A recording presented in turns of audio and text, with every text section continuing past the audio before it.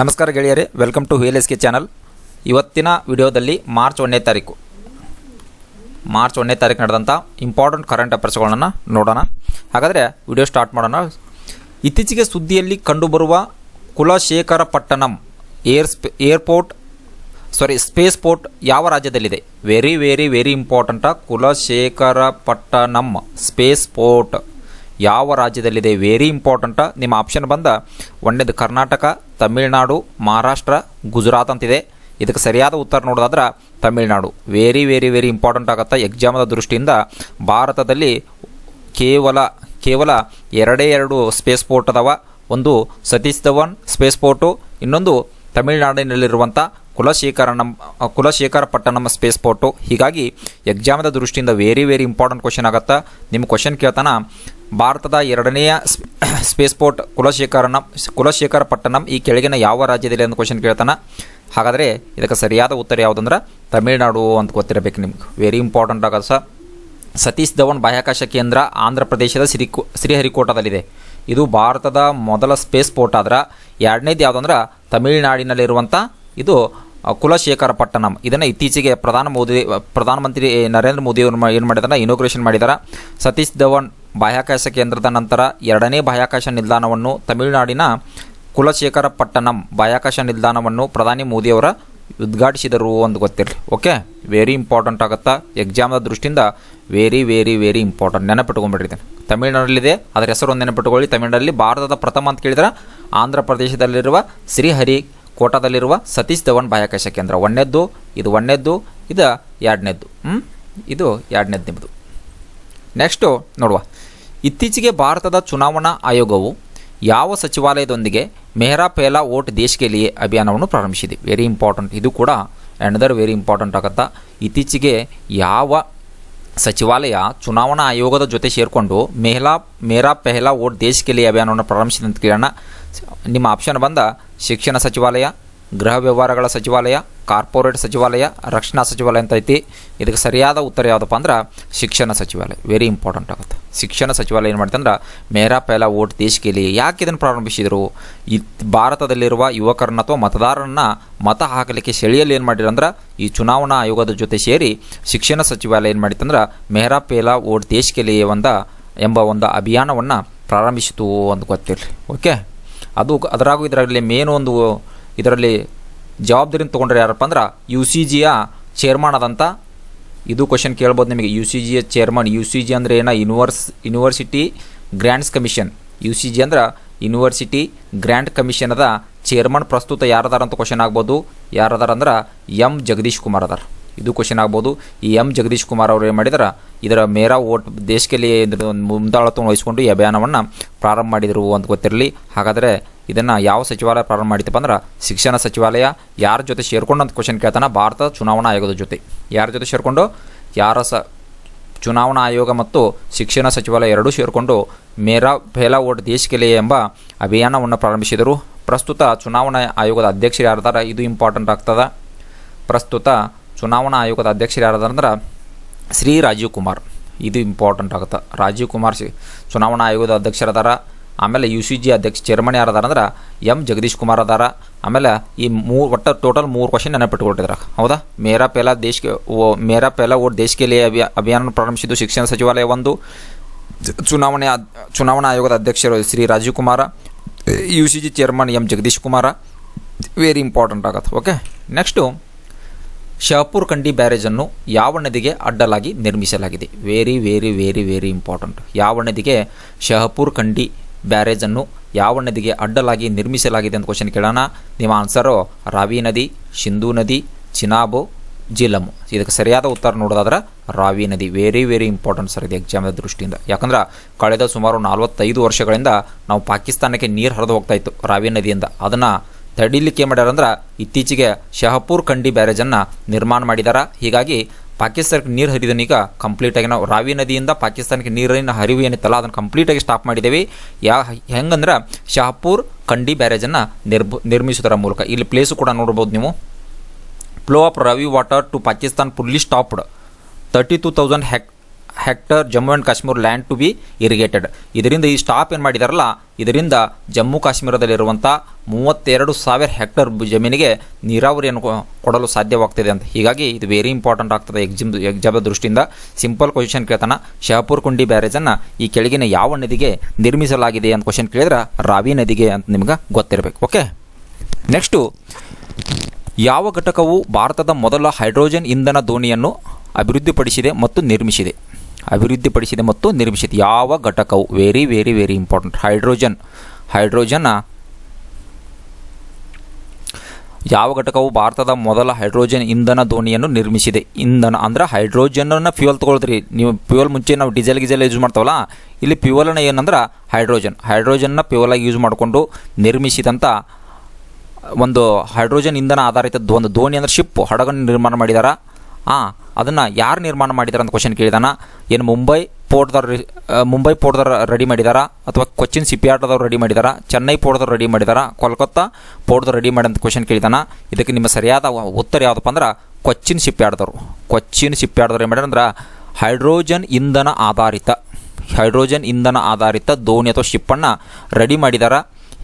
ಇದು very very important ಆಗ್ತದೆ, ಯಾಕಂದರೆ ಇದು ಭಾರತದ ಮೊದಲ ಅಂತ ಐತಲ್ಲ, ಹೀಗಾಗಿ ಇದು ವೆರಿ ಇಂಪಾರ್ಟೆಂಟ್ ಆಗ್ತದೆ, ನೆನಪಿಟ್ಕೊಳ್ರಿ ಎಕ್ಸಾಮ್ ದೃಷ್ಟಿಯಿಂದ. ಓಕೆ, ಇನ್ನು ಇದ್ರ ಬಗ್ಗೆ ಡೀಟೇಲ್ಸ್ ನೋಡೋದಂದ್ರೆ ಈ ಉಪಕರಣದ ಏನು ರೀ ಇದ್ರದಂದ್ರೆ ಏನೋ ಶೂನ್ಯ ಹೊರಸೂಸುವಿಕೆ, ಏನೋ ಈ ಇಂಗಾಲ ಡೈಆಕ್ಸೈಡ್ನ ಹೊರಸೂಸುವಿಕೆ ಶೂನ್ಯ ಆಗಿರ್ತದೆ ರೀ, ಶಬ್ದ ಮುಕ್ತವಾಗಿರ್ತದೆ, ಅತ್ಯಧಿಕ ಶಕ್ತಿ ಸಾಮರ್ಥ್ಯವನ್ನು ಹೊಂದಿರುತ್ತದೆ. ಹೀಗಾಗಿ ಈ ಹೈಡ್ರೋಜನ್ ಇಂಧನ ಆಧಾರಿತ ಶಿಪ್ಪನ್ನು ಭಾರತದಲ್ಲಿ ಪ್ರಥಮವಾಗಿ ರೆಡಿ ಮಾಡಿದವರು ಯಾರಪ್ಪ ಅಂದ್ರೆ ಕೊಚ್ಚಿನ್ ಶಿಪ್ಯಾರ್ಡ್ದವರು ಅಂತ ನಿಮ್ಗೆ ಗೊತ್ತಿರಬೇಕು. ಈ ಚಿತ್ರದಲ್ಲಿ ನೀವು ಕೂಡ ಇದನ್ನು ಗಮನಿಸ್ಬೋದು ಅಂತ ಗೊತ್ತಿರಲಿ. ಯಾಕಂದ್ರೆ ಭಾರತದ ಉದ್ದೇಶ ಏನಾಗೈತೆ ರೀ, ಭಾರತದ ಉದ್ದೇಶ 2070 ವೇಳೆಗೆ ಶೂನ್ಯ ಇಂಗಾಲ ಹೊರಸೂಸುವಿಕೆಯನ್ನು ಮೇಂಟೈನ್ ಮಾಡೋದು ಇವರು ಮುಖ್ಯ ಗುರಿಯಾಗಿದೆ. ಹೀಗಾಗಿ ಅದರ ಒಂದು ಭಾಗವಾಗಿ ಇದನ್ನು ನಿರ್ಮಿಸಿದಾರಂತೂ ಕೂಡ ಹೇಳ್ಬೋದು. ಓಕೆ, ನೆಕ್ಸ್ಟು, ಇತ್ತೀಚೆಗೆ ಡೆಂಗ್ಯೂ ಜ್ವರದ ಹೆಚ್ಚುತ್ತಿರುವ ಪ್ರಕರಣಗಳಿಂದಾಗಿ ದಕ್ಷಿಣ ಅಮೆರಿಕದ ಯಾವ ದೇಶವು ಆರೋಗ್ಯದ ತುರ್ತು ಪರಿಸ್ಥಿತಿಯನ್ನು ಹೇರಿದೆ? ನೋಡಿರಿ, ಡೆಂಗ್ಯೂ ಜ್ವರ ಎಷ್ಟು ಜಗತ್ತಿನ 50% ಜನರನ್ನು ಭಯ ಬೀಳಿಸಿದ್ದು ಯಾವುದಂದ್ರೆ ಈ ಡೆಂಗ್ಯೂ ಜ್ವರ ರೀ. ಜಗತ್ತಿನ 50% ಅಂತ ತಿಳ್ಕೊಳ್ರಿ ಎಷ್ಟಾಯ್ತು. ಹೀಗಾಗಿ ನೋಡಿರಿ, ದಕ್ಷಿಣ ಅಮೆರಿಕಾದಲ್ಲಿ ಇದಕ್ಕೆ ಆನ್ಸರ್ ನೋಡಿಬಿಡ್ತಾನೆ, ಆಮೇಲೆ ಎಕ್ಸ್ಪ್ಲೇನ್ ಮಾಡ್ತೀನಿ. ಆಪ್ಷನ್ ನೋಡ್ಕೊಳ್ರಿ, ಚಿಲಿ, ಪೇರು, ಅರ್ಜೆಂಟೈನಾ, ಬೊವಿಲಿಯಾ. ಇದಕ್ಕೆ ಸರಿಯಾದ ಉತ್ತರ ಯಾವುದಪ್ಪ ಅಂದ್ರೆ ಪೇರು ಏನು ಮಾಡಿತ್ತು ಅಂದರೆ ಇತ್ತೀಚೆಗೆ ಡೆಂಗ್ಯೂ ಜ್ವರದ ಪ್ರಕರಣಗಳು ಹೆಚ್ಚುತ್ತಿರುವ ಕಾರಣದಿಂದ ಆರ್ಥಿಕ ತುರ್ತು ಪರಿಸ್ಥಿತಿ ಅಂತ ಕೇಳ್ತೇವೆ ನಾವು. ಇಲ್ಲಿ ನೋಡಿರಿ, ಆರೋಗ್ಯದ ತುರ್ತು ಪರಿಸ್ಥಿತಿನ ಹೇರಿದಾರಂತ. ಆರೋಗ್ಯದ ತುರ್ತು ಪರಿಸ್ಥಿತಿಯನ್ನು ಹೇರಿದಾರ. ವೆರಿ ವೆರಿ ಇಂಪಾರ್ಟೆಂಟ್ ಆಗ್ತದೆ. ಯಾವ ದೇಶಪ್ಪ ಅಂದ್ರೆ ಪೇರು, ದಕ್ಷಿಣ ಅಮೆರಿಕಾದಲ್ಲಿರುವಂಥ ಪೇರು ದೇಶ ಆರೋಗ್ಯದ ತುರ್ತು ಪರಿಸ್ಥಿತಿಯನ್ನು ಹೇರಿದೆ ಅಂತ ಗೊತ್ತಿರಬೇಕು. ಹಾಗಾದರೆ ಡೆಂಗ್ಯೂ ಎದರಿಂದ ಹರಡತ್ತಪ್ಪ ಅಂದ್ರೆ ಇದು ವೈರಲ್ ಡಿಸೀಸ್ ಇದು ವೈರಸ್ನಿಂದ ಹರಡ್ತದ. ಅದರಾಗೂ ಯಾವ ಸೊಳ್ಳೆ ಕಚ್ಚುವುದರ ಮೂಲಕ ಅಂದರೆ ಅಡಿಸ್ ಈಜಿಪ್ತಿ ಅನ್ನೋ ಒಂದು ಸೊಳ್ಳೆ ಕಚ್ಚುವುದರ ಮೂಲಕ ಈ ಡೆಂಗ್ಯೂ ಜ್ವರ ಹರಡ್ತದ ಅಂತ ಗೊತ್ತಿಲ್ಲರಿ. ಓಕೆ, ನೆಕ್ಸ್ಟು, ಮಹಿಳಾ ಮತ್ತು ಮಕ್ಕಳ ಅಭಿವೃದ್ಧಿ ಸಚಿವಾಲಯವು ಆಯೋಜಿಸಿದ ಪೋಷಣ್ ಉತ್ಸವದ ಉದ್ದೇಶವೇನು? ಮಹಿಳಾ ಮತ್ತು ಮಕ್ಕಳ ಸಚಿವಾಲಯ ಏನು ಒಂದು ಯೋಜನೆಯನ್ನು ಆಯೋಜಿಸ್ಯಾರ್ರಿ, ಅದರ ಹೆಸರು ಪೋಷಣ್ ಉತ್ಸವ. ಅದರ ಮೇನ್ ಉದ್ದೇಶ ಏನಂತ ಕ್ವಶನ್ ಕೇಳೋಣ. ಇದರ ನಿಮ್ಮ ಆಪ್ಷನ್ ನೋಡೋದಾದ್ರೆ ಶಿಕ್ಷಣ, ಆರೋಗ್ಯ ರಕ್ಷಣೆ, ಪೋಷಣೆ, ಪರಿಸರ ರಕ್ಷಣೆ. ಇದರ ಮುಖ್ಯ ಉದ್ದೇಶ ಏನಪ್ಪ ಅಂದ್ರೆ ಪರಿಸರವನ್ನು ರಕ್ಷಣೆ ಮಾಡೋದು. ಈ ಮಹಿಳಾ ಮತ್ತು ಮಕ್ಕಳ ಅಭಿವೃದ್ಧಿ ಸಚಿವಾಲಯ ಆಯೋಜಿಸಿದಂಥ ಪೋಷಣ್ ಉತ್ಸವದ ಮುಖ್ಯ ಉದ್ದೇಶ ಏನಪ್ಪ ಅಂದ್ರೆ ಪರಿಸರ ರಕ್ಷಣೆ ಅಂತ ಗೊತ್ತಿರಬೇಕಂದ್ರೆ. ಹೌದಾ, ಇನ್ನು ಇಷ್ಟೇ. ಇದರ ಬಗ್ಗೆ ಕ್ಲೀನಾಗಿ ನೆನಪಿಟ್ಕೊಳ್ಳಿ. ಒಂದು ಲೈನ್ ಕ್ವಶನ್ ಇದೆ. ಪೋಷಣ್ ಉತ್ಸವ ಯಾವ್ದಾರ ಉದ್ದೇಶ, ಇದರ ಮುಖ್ಯ ಉದ್ದೇಶ ಏನಪ್ಪ ಅಂದ್ರೆ ಪರಿಸರವನ್ನು ರಕ್ಷಣೆ ಮಾಡೋದು. ಹಾಗಾಗಿ ಮಹಿಳಾ ಮತ್ತು ಮಕ್ಕಳ ಅಭಿವೃದ್ಧಿ ಸಚಿವಾಲಯದ ಸಚಿವರು ಯಾರ್ದಾರೆ ಇವರು ಸ್ಮೃತಿ ಇರಾನಿಯವರು ಇರೋದಂದ್ರೆ ಇದರ ಮಿನಿಸ್ಟರ್ ಅದಾರ. ಸಚಿವರು ಯಾರಪ್ಪ ಅಂತ ಕೇಳಿದ್ರೆ ಮಹಿಳಾ ಮತ್ತು ಮಕ್ಕಳ ಅಭಿವೃದ್ಧಿ ಸಚಿವಾಲಯದ ಸಚಿವರು ಯಾರು ಅಂತ ಕೇಳಿದ್ರೆ ಸ್ಮೃತಿ ಇರಾನಿಯವರು ಅಂತ ಗೊತ್ತಿರಬೇಕು. ಇನ್ನು ನೆಕ್ಸ್ಟು, ತಾವಿ ಹಬ್ಬವನ್ನು ಎಲ್ಲಿ ಆಚರಿಸಲಾಗ್ತದೆ? ವೆರಿ ಇಂಪಾರ್ಟೆಂಟ್, ಅಗೇನ್ ಇಂಪಾರ್ಟೆಂಟ್ ಆಗುತ್ತಾ ಎಕ್ಸಾಮಿಗೆ. ತಾವಿ ಹಬ್ಬವನ್ನು ಎಲ್ಲಿ ಆಚರಿಸಲಾಗ್ತದೆ ಅಂತ ಕ್ವಶನ್ ಕೇಳೋಣ. ನಿಮ್ಮ ಆಪ್ಷನ್ ಬಂದು ಶ್ರೀನಗರ, ಲಡಾಖ, ಜಮ್ಮು ಮತ್ತು ಪಹಲ್ಗಾಮ್. ಇದಕ್ಕೆ ಸರಿಯಾದ ಉತ್ತರ ನೋಡೋದಾದ್ರೆ ಜಮ್ಮು ರೀ. ವೆರಿ ವೆರಿ ಇಂಪಾರ್ಟೆಂಟ್ ಆಗ್ತದೆ. ಯಾಕಂತ ಹೇಳ್ತೀನಿ, IMP ಕ್ವಶನ್ ಇದು. ತಾವಿ ಹಬ್ಬವನ್ನು ಡೈರೆಕ್ಟ್ ಕ್ವಶನ್ ಕೇಳ್ಬಿಡ್ತಾನೆ, ತಾವಿ ಹಬ್ಬವನ್ನು ಎಲ್ಲಿ ಆಚರಿಸಲಾಗುತ್ತದೆ ಇಷ್ಟೇ ಕೇಳ್ಬಿಡ್ತಾನೆ, ಆಪ್ಷನ್ ಹಿಂಗೆ ಕೊಡ್ತಾನೆ.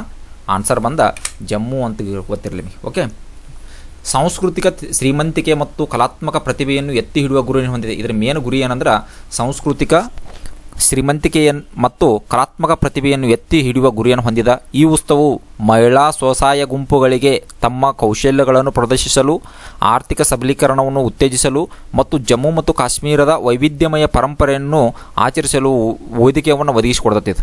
ಹೀಗಾಗಿ ಇದು ವೆರಿ ಇಂಪಾರ್ಟೆಂಟ್ ಆಗ್ತದೆ. ಇದರಲ್ಲಿ ಸಂಸ್ಕೃತಿಯ ಕಲೆಯನ್ನು ಉಳಿಸುವಂಥ ಉದ್ದೇಶಕ್ಕಾಗಿ ಆಚರಿಸುವ ಹಬ್ಬ ಆಗಿದೆ. ಡೈರೆಕ್ಟ್ ಕ್ವಶನ್ ಕೇಳ್ತಾನೆ, ತಾವಿ ಹಬ್ಬವನ್ನು ಎಲ್ಲಿ ಆಚರಿಸ್ತಾರೆ ಅಂದ್ರೆ ಜಮ್ಮುವಿನಲ್ಲಿ ಆಚರಿಸ್ತಾರೆ. ಇದು ನೀವು ಚಿತ್ರದಲ್ಲಿ ನೋಡ್ಬೋದು, ಚಿತ್ರದಲ್ಲಿ ಕೂಡ ನೀವು ಗಮನಿಸ್ಬೋದು. ಓಕೆ, ನೆಕ್ಸ್ಟು ಅಗಲೇಗ ದ್ವೀಪ ಯಾವ ದೇಶದಲ್ಲಿದೆ? Agalega very very important, again important ಆಗುತ್ತಾ. ಅಗಲೇಗ ದ್ವೀಪ ಯಾವ ದೇಶದಲ್ಲಿದೆ ಅಂತ ಕ್ವಶನ್ ಕೇಳೋಣ. ನಿಮ್ಮ ಆಪ್ಷನ್ ಬಂದು ಇಂಡೋನೇಷ್ಯಾ, ಶ್ರೀಲಂಕಾ, ಮಾಲ್ಡೀವ್ಸ್, ಮಾರಿಷಸ್. ಇದಕ್ಕೆ ಸರಿಯಾದ ಉತ್ತರ ನೋಡೋದಾದ್ರೆ ಮಾರಿಷಸ್. Very very important. ಅಗಲೇಗ ದ್ವೀಪ ಅಂತ ಡೈರೆಕ್ಟ್ ಕೇಳ್ಬಿಡ್ತಾನೆ. ಅಗಲೇಗ ದ್ವೀಪ ಎಲ್ಲಿದೆ ಅಂತ ಕೇಳ್ಕೊಟ್ರೆ ನಾವೇನು ಮಾಡ್ತೀವಿ, ಎಲ್ಲೋ ಬಂತು ಇದೇನೋ ಅಂತ ಅನ್ಕೊಳ್ತೀವಿ. ಬಟ್ ಅಗಲೇಗ ದ್ವೀಪ ಎಲ್ಲಿದೆ ಅಂತ ಕ್ವಶನ್ ಕೇಳಿದ್ರೆ ಮಾರಿಷಸಲ್ಲಿದೆ. ವೆರಿ ಇಂಪಾರ್ಟೆಂಟ್ ಆಗ್ತದೆ. ಯಾಕೆ ಇದು ನ್ಯೂಸ್ ಬಂತಪ್ಪ ಇತ್ತೀಚೆಗೆ ಇತ್ತೀಚೆಗೆ ನಮ್ಮ ಭಾರತದ ಪ್ರಧಾನಮಂತ್ರಿ ಅವರಲ್ಲಿ ಹೋಗಿದ್ದರು. ಭಾರತದ ಪ್ರಧಾನಮಂತ್ರಿ ಮತ್ತು ಮಾರಿಷಸ್ ಪ್ರಧಾನಮಂತ್ರಿ ಪ್ರವಿಂದ್ ಜುಗನ್ನಾಥ್ ಅವರು ಅಗಲೇಗ ದ್ವೀಪದಲ್ಲಿ ಮೂಲಸೌಕರ್ಯ ಯೋಜನೆಗಳ ಜಂಟಿ ಉದ್ಘಾಟನೆಯು ಭಾರತ ಮತ್ತು ಮಾರಿಷಸ್ ನಡುವಿನ ಬಲವಾದ ದ್ವಿಪಕ್ಷೀಯ ಸಂಬಂಧವನ್ನು ಸೂಚಿಸುತ್ತದೆ. ಹೀಗಾಗಿ ಭಾರತ ಪ್ರಧಾನಿಯವರು ಆ ದ್ವೀಪಕ್ಕೆ ಹೋಗಿದ್ದರು. ಹೀಗಾಗಿ ಇದು ನ್ಯೂಸಲ್ಲಿದೆ. ಅಲ್ಲಿ ಮೂಲಸೌಕರ್ಯ ಯೋಜನೆಗಳನ್ನು ಜಾರಿಗೊಳಿಸುವ ಉದ್ದೇಶದಿಂದ ಅಲ್ಲಿ ಪ್ರಧಾನಿಯವರು ಹೋಗಿದ್ದರ ಸಲುವಾಗಿ ಇದು ನ್ಯೂಸಲ್ಲಿದೆ. ವೆರಿ ಇಂಪಾರ್ಟೆಂಟ್ ಆಗ್ತದೆ. ನೀವು ಅಲ್ಲಿ ಅಗಲೇಗ ದ್ವೀಪವನ್ನು ಇಲ್ಲಿ ಚಿತ್ರದಲ್ಲಿ ಕೂಡ ಗಮನಿಸ್ಬೋದು. ಓಕೆ, ಇನ್ನು ನೆಕ್ಸ್ಟು ವರದಿಯ ಪ್ರಕಾರ ಅತಿ ಹೆಚ್ಚು ಚಿರತೆಗಳ ಸಂಖ್ಯೆಯನ್ನು ಹೊಂದಿರುವ ಭಾರತದ ರಾಜ್ಯ ಯಾವುದೊಂದು ಕ್ವಶನ್ ಕೇಳಿ. ಭಾರತದಾಗ ಅತಿ ಹೆಚ್ಚು ಚಿರತೆಗಳನ್ನು ಹೊಂದಿರುವ ರಾಜ್ಯ ಯಾವುದೊಂದು ಕ್ವಶನ್ ಕೇಳಿದ ಡೈರೆಕ್ಟಾಗಿ ಆನ್ಸರ್ ಬಂದು ಇದು ನಿಮ್ಮ ಆಪ್ಷನ್ ಬಂದು ಮಹಾರಾಷ್ಟ್ರ, ಮಧ್ಯಪ್ರದೇಶ್, ಕರ್ನಾಟಕ, ತಮಿಳುನಾಡು. ಇದಕ್ಕೆ ಸರಿಯಾದ ಉತ್ತರ ನೋಡೋದಾದ್ರೆ ಮಧ್ಯಪ್ರದೇಶ್. ವೆರಿ ವೆರಿ ಇಂಪಾರ್ಟೆಂಟ್ ಆಗ್ತದೆ. ಅತಿ ಹೆಚ್ಚು ಚಿರತೆಗಳನ್ನು ಹೊಂದಿರುವ ರಾಜ್ಯ ಯಾವುದೊಂದು ಕ್ವಶನ್ ಕೇಳಿದ್ರೆ ಮಧ್ಯಪ್ರದೇಶ. ಇದನ್ನು ಯಾರು ಬಿಡುಗಡೆ ಮಾಡಿರಪ್ಪ ಅಂತ ಕೇಳಿದ್ರೆ ರಾಷ್ಟ್ರೀಯ ಹುಲಿ ಸಂರಕ್ಷಣಾ ಪ್ರಾಧಿಕಾರ ಮತ್ತು ಭಾರತೀಯ ವನ್ಯಜೀವಿ ಸಂಸ್ಥೆ. ಇವೆರಡೂ ಸಂಸ್ಥೆಗಳೇ. ಇದೊಂದು ಸಂಸ್ಥೆ ಆಮೇಲೆ ಇದೊಂದು ಎರಡನೇ ಸಂಸ್ಥೆ. ಭಾರತೀಯ ವನ್ಯಜೀವಿ ಸಂರಕ್ಷಣಾ ಸಂಸ್ಥೆ ಒಂದು, ಭಾರತೀಯ ಹುಲಿ ಸಂರಕ್ಷಣಾ ಪ್ರಾಧಿಕಾರ ಇವೆರಡೂ ಸೇರಿಬಿಟ್ಟು ಇದನ್ನು ಬಿಡುಗಡೆ ಮಾಡಿದ ಒಂದು ಗೊತ್ತಿರಲಿ. ವೆರಿ ಇಂಪಾರ್ಟೆಂಟ್ ಆಗ್ತದೆ. ನೆಕ್ಸ್ಟ್ ನೋಡೋದಾದ್ರೆ ನ್ಯಾಷನಲ್ ಸೆಕ್ಯೂರಿಟಿ ಗಾರ್ಡ್ NSGನ ಹೊಸ ಡೈರೆಕ್ಟರ್ ಜನರಲ್ ಆಗಿ ಯಾರು ನೇಮಕಗೊಂಡಿದ್ದಾರೆ? Very important. NSG ಅಂದರೆ ನಿಮ್ಗೆ ಗಮನಕ್ಕೆ ಬಂದುಬಿಡ್ತದೆ. NSG ನ್ಯಾಷನಲ್ ಸೆಕ್ಯೂರಿಟಿ ಗಾರ್ಡು ಇದು ಭಾರತದ ಪ್ರಧಾನಮಂತ್ರಿಗಳನ್ನು ರಕ್ಷಣೆ ಮಾಡುವಂಥ ಜವಾಬ್ದಾರಿ ಕಂಪ್ಲೀಟಾಗಿ ಯಾರು ಹೊತ್ಕೊಂಡಿರ್ತಾರೆ ಅಂದ್ರೆ ಈ NSG ಅವರು ಹೊತ್ಕೊಂಡಿರ್ತಾರೆ. ಹೀಗಾಗಿ ರೀಸೆಂಟಾಗಿ ಇದರ ಹೊಸ ಡೈರೆಕ್ಟರ್ ಜನರಲ್ ಆಗಿ ನೇಮಕಗೊಂಡಿದ್ದಾರೆ. ಅವ್ರು ಯಾರಂತ ಕ್ವಶನ್ ಕೇಳಿದಾನ.